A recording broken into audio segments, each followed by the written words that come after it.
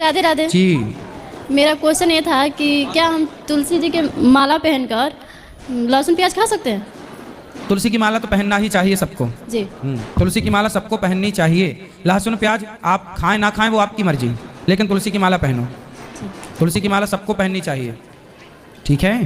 और एक मतलब शादीशुदा गृहस्थी बसाने के लिए कुछ क्या गृहस्थी मतलब बसा रही हूँ, नहीं तो थोड़ा गृहस्थी तो बस गई आपकी। हाँ, तो मतलब थोड़ा उसके बारे में नॉलेज। हाँ हाँ, क्या नॉलेज चाहिए बताइए। मतलब कैसे उसे हम अच्छे से चलाएं? पति आए हैं आपके? नहीं।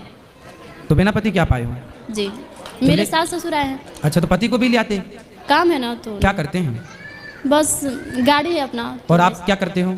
House wife. और क्या पढ़े हो, कहाँ तक हो? इंटर किया। ठीक है, ठीक है। कब हुई शादी आपकी? इसी साल।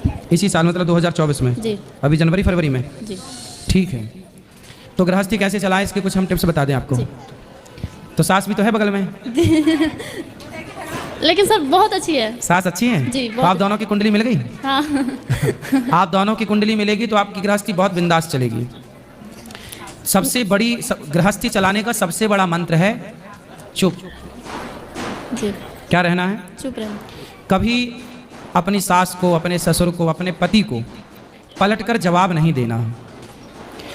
सबसे बड़ी गृहस्थी के टिप्स यही हैं कि आज जितने भी विवाद होते हैं सिर्फ इसलिए कि पति ने कुछ कहा तो पत्नी ने पलट के तुरंत जवाब दिया, सास ने कुछ कहा तो बहू ने पलटकर तुरंत जवाब दिया। पति को भी ये बात समझनी चाहिए और सास को भी ये बात समझनी चाहिए कि बहू कुछ बोले तो सास ये ना सोचे कि मैं तो सास हूँ, बड़ी हूँ, मालकिन हूँ।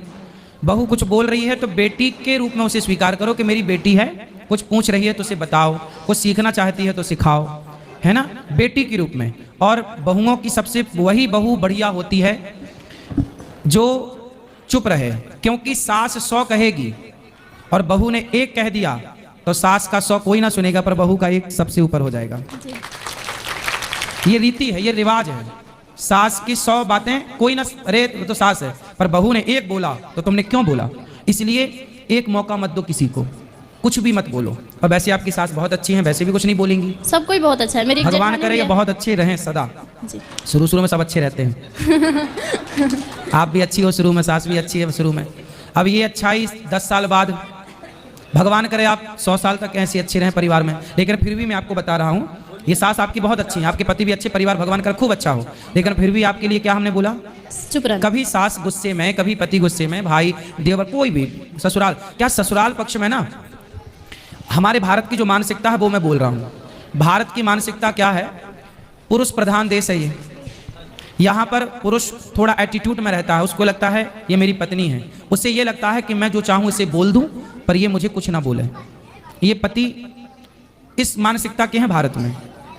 सास भी इसी मानसिकता की है कि मैं जितना चाहूँ डांटूं, मारूं, कुछ भी कहूँ बहू को, पर बहू मेरे से पलट के कोई जवाब ना करे। ये मानसिकता हर साल लगभग 99% सासों की है कि मेरी बहू मुझे पलट के जवाब ना दे।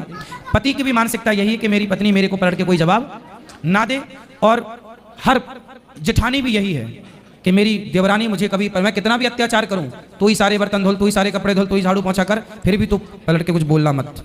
मतलब समस्याएं गृहस्थी में एक तरफ से नहीं है। बहू भी बेचारी भर जाती है कई बार, कितना बर्दाश्त करेगी, कितना सहेगी।